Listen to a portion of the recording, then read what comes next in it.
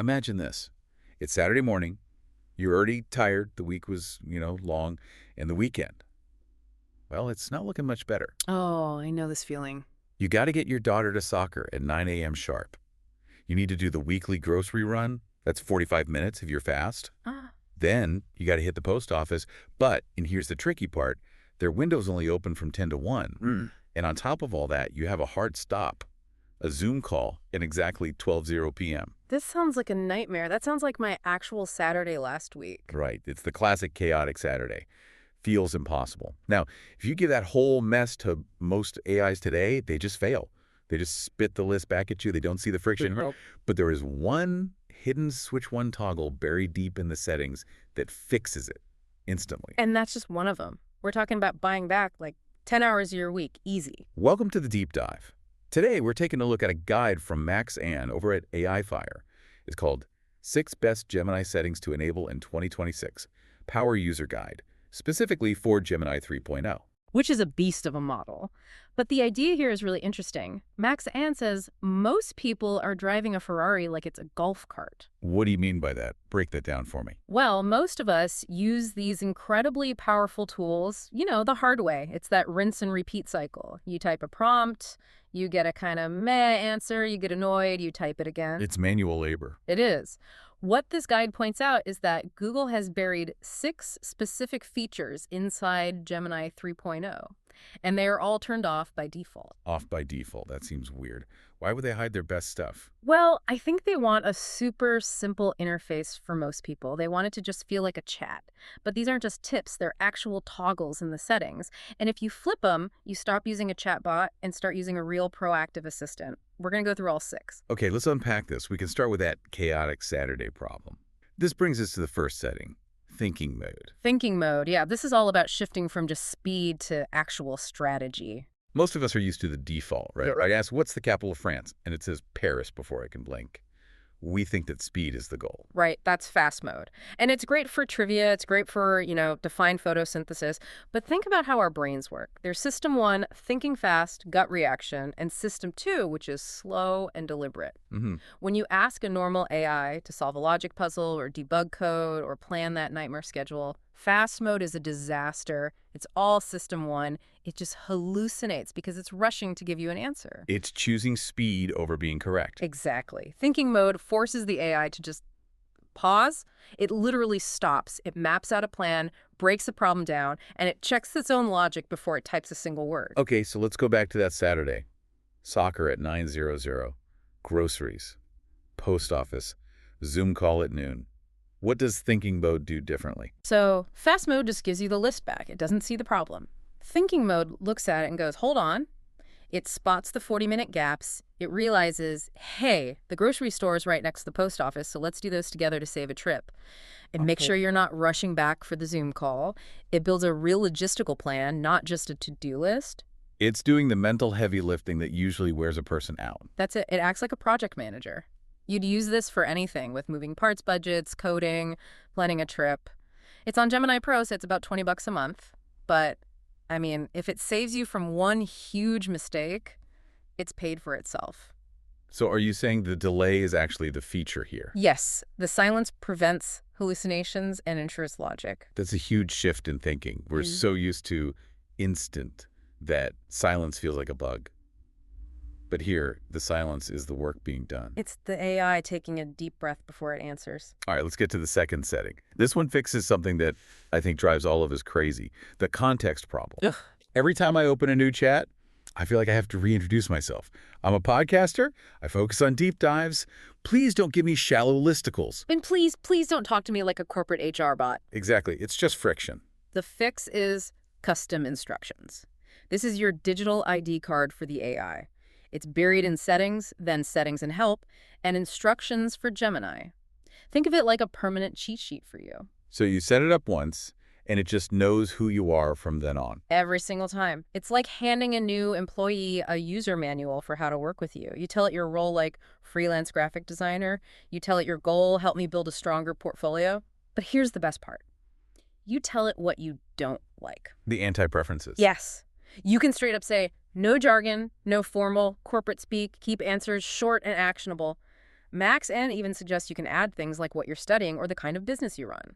It seems like such a small thing, but the time you'd save not having to type for context over and over again must be huge. It completely changes the conversation. You stop getting that generic one-size-fits-all advice, and you start getting strategy that's actually built for you. And the best part is this one is free for everybody. So does this really stop the generic advice? Absolutely. It swaps generic fluff for tailored strategy. I like that, swapping fluff for strategy.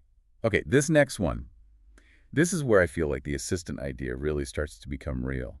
Workspace extensions. Oh, this is the big one. This is what breaks it out of the chat box. The source uses a great analogy for this. It says using Gemini without extensions is like hiring a brilliant assistant, but then locking them in an empty room with just the notebook. And you're on the outside shouting through the door, "Hey, what did I say in that email last Tuesday?"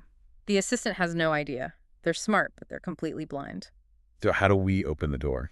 You go into your settings, find connected apps, and you toggle Google Workspace to on-in, and suddenly Gemini can see.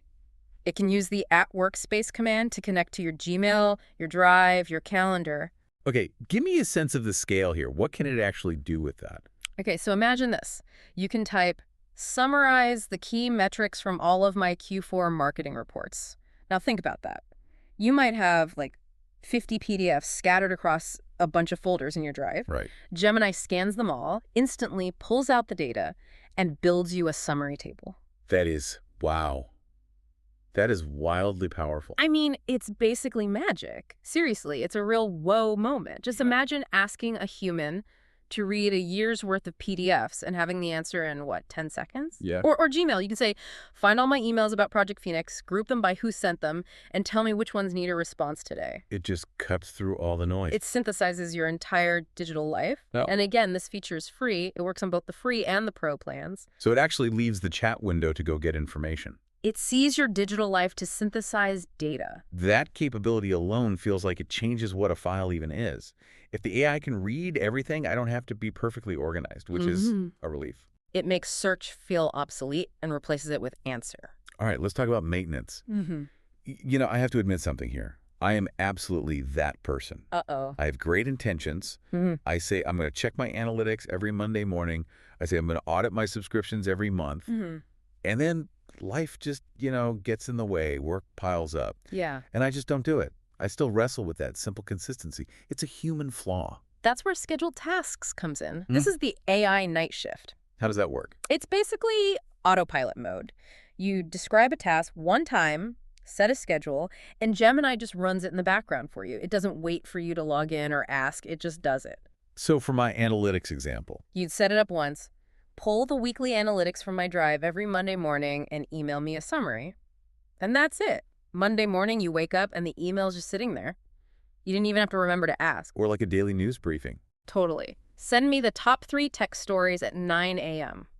Or a monthly budget check. Summarize my spending and flag any unusual expenses on the first of the month.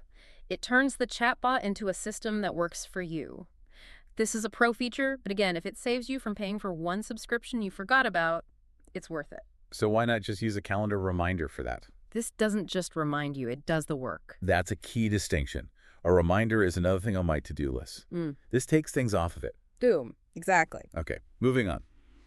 We've talked about thinking, context, accessing files, scheduling.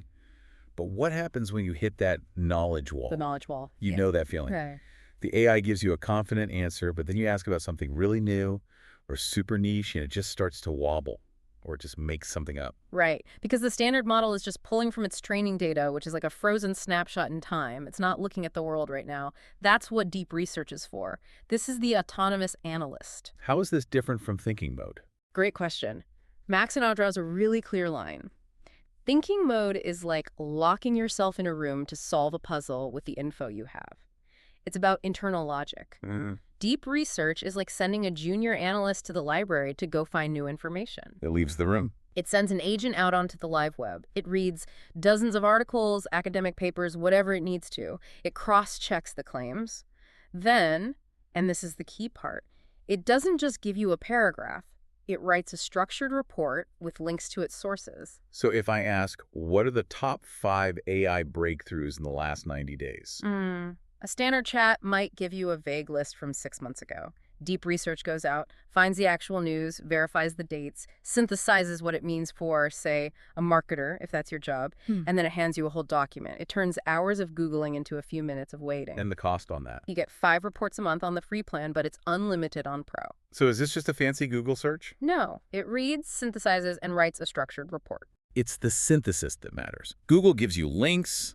This gives you understanding. That's it. It does the reading for you. Now, we have to talk about the last setting. In an age where data privacy is, well, it's everything. Sometimes I hesitate to ask an AI certain things. Maybe it's a sensitive financial question or something about a client who's under an NDA. That hesitation is healthy. You should be careful. But it shouldn't stop you from using the tool. And that's why temporary chats exists. This is the NDA protocol. What happens when you flip this switch on? So you go to activity controls, or there's a little toggle at the top of the chat. When it's on, nothing is saved. Nothing is used for training the model. The second you close that window, the entire conversation just evaporates. So it's completely off the record. Totally off the record. It gives you all of Gemini's brain power, the thinking mode, the logic, all of it, but with a zero digital footprint. It's perfect for medical questions, drafting legal ideas, financial planning. And it doesn't lose any intelligence in this mode. Full reasoning power, just zero digital footprint. That's really reassuring to know there's a kill switch for its memory. It's essential for any kind of professional use, I think. So we've gone through 6 settings: thinking mode, custom instructions, workspace extensions, scheduled tasks, deep research, and temporary chats. The hidden 6. We've walked through the list one by one. But as we usually find on this show, the real power isn't in the individual pieces. Max Ann argues the big competitive advantage is what you do with them together. It's about chaining. Chaining. Right. Don't just use one at a time. Stack them. Think of them like Lego blocks of data. Walk me through what a chain would look like. Okay. Step 1. Use deep research to get fresh data on a new market trend.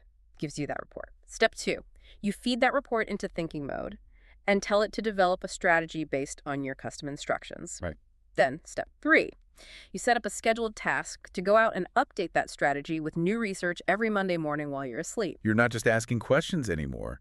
You're building a system. You're building a machine that works for you. That's the real difference between a regular user and a power user. Most people are just chatting. You could be orchestrating. It really shifts the role of the person from being the doer to being the architect. Exactly. And the wildest part of all this, most people will never turn these on. They'll just stick with the defaults. Which means what? It means if you do it, you have an instant advantage. You're playing with a full deck while everyone else is missing a few cards. I think that's the big idea to sit with. Yeah. These tools are incredibly powerful, but only if we actually take the time to configure them. Just open the settings, toggle just one of them, start with custom instructions. It takes 2 minutes. 2 minutes to save 10 hours a week. That's a pretty good trade. It's the best trade. Thank you for listening to this deep dive. Go explore those settings. We'll see you next time.